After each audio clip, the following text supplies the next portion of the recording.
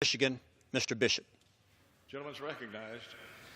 Mr. Speaker, I rise today in support of S.534, the Protecting Young Victims from Sexual Abuse Act of 2018. I thank the gentleman from Texas for giving me this opportunity to speak. Mr. Speaker, last week was a tough week in my district and our country.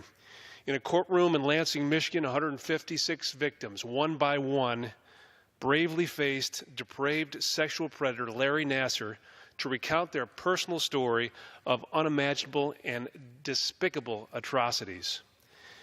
As we now know, reports of sexual misconduct were routinely dismissed or flatly ignored by the management of USA Gymnastics. As a direct result, hundreds of young women, all of whom relied on these trusted professionals, all around them, were sexually assaulted under the guise of medical treatment. The court did its part this week and sentenced Nassar to a maximum prison term where he will spend the rest of his life. But the investigation continues and others will be held accountable in the days to come. On our part, during this process, members of Congress must do everything in their power to ensure that this never happens again. With that as our objective, I believe this bill takes a dramatic step in the right direction.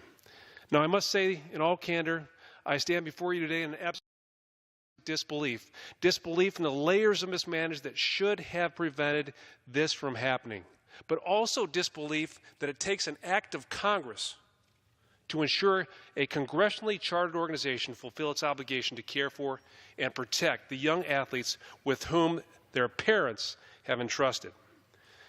Mr. Speaker, I would like to join my constituents in offering our heartfelt prayers to the victims and their families for the nightmare that they have experienced. To all of you, please know my colleagues and I will do everything in our power to be your strong advocate and to ensure justice. I urge all members to advocate and support this legislation.